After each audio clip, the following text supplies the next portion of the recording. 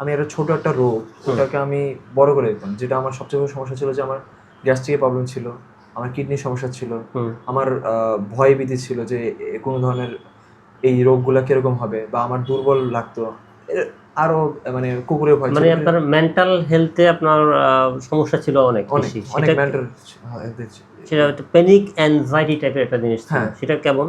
সেটা হলো যে ছোট জিনিস, যে কিছুই না, মানে সামান্য যদি বলি যে হাতে একটা জিনিস হয়েছে, এখন আমি ভাবতাম যে না এখান থেকে কি ক্যান্সার হয়ে যাবে নাকি, নাকি এরকম এটা থেকে আবার কত বড় কিছু হবে নাকি, এরকম, বা পেটে হালকা একটু পেট ফাঁপা লাগতেছে, এটা না কি হয়ে যেতে পারে, পেটে কি আলসার হয়েছে, নাকি এটা ক্যান্সার হয়ে গেল, নাকি আবার যদি হালকা যদি বুক ব্যথা করে কি বুকে হার্ট ব্লক হয়ে গেল নাকি, এরকম চিন্তা ভাবনা করতাম। এবং কি আমি নানা ধরনের চিন্তা ভাবনা করতাম, আমি ধরনের সবসময় কোনো দিকে আমি ফোকাস করতে পারতাম না, না পড়াশোনার ভিতরে, না আমি নিজের পরিবারের সাথে, না খেলাধুলা, মানে কোনো কারোর সাথে আমি কোনো ধরনের মানে কোনো ধরনের কমিউনিকেশন করতে পারতাম, আমার সব দিক দিয়ে আমার উইক ছিল।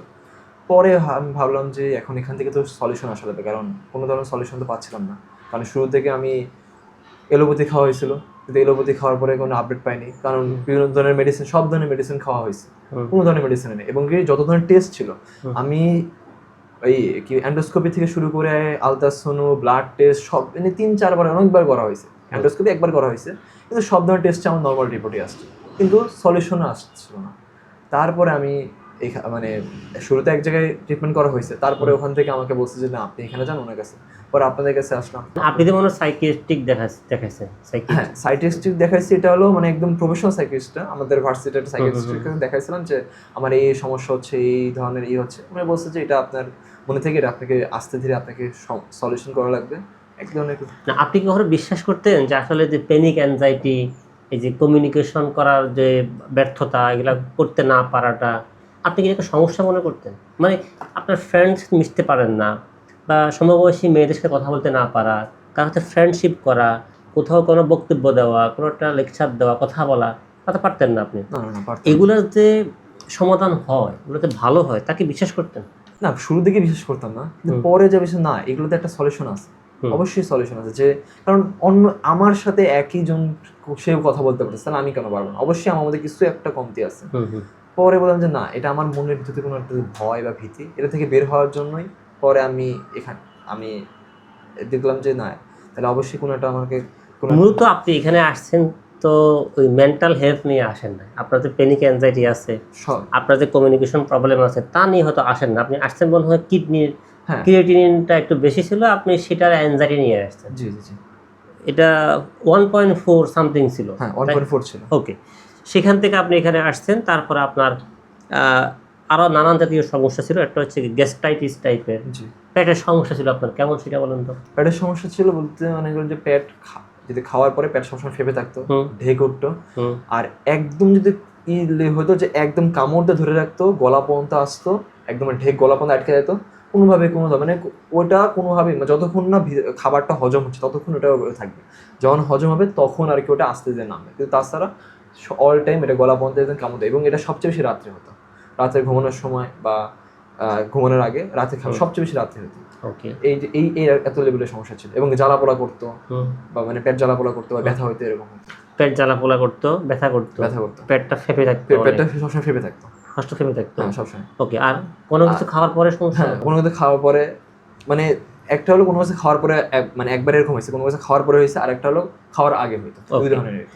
রমজানে কোনো সমস্যা হতো? রমজানে তো সবচেয়ে সমস্যা, আমি রমজানে এমন হয়েছে যে রমজানে আসার আগে আমি তো প্রায় সময় বলতাম যে আমাকে একটা এক্সট্রা একটা মেডিসিন দেয়, কারণ রমজানে সারাদিন সারা মাস না খাওয়া থাকা লাগে, না খাওয়ার পরে ওই যে ইফতারে করার পরে যে যতদূর খাওয়ার পরে যখন খাওয়াটা যায় তখন অবস্থা একদম খারাপ, প্রথম 5-10টা রাখা যায় একদম রেগুলার, তারপরে থেকে আমার খুবই কষ্ট হয়ে যায়, মানে আমার কোনোভাবে রাখা, এবং শেষেগুলো তো আমার ঈদের দিনটাও পুরো মাটি হয়ে যায়।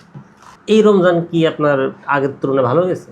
এই রমজান আগের তুলনায় যদি বলি, আগের যদি 90%, এটা হলো হালকা একটু কম, 80%, মানে ওই আগের সেম প্রবলেম গুলো।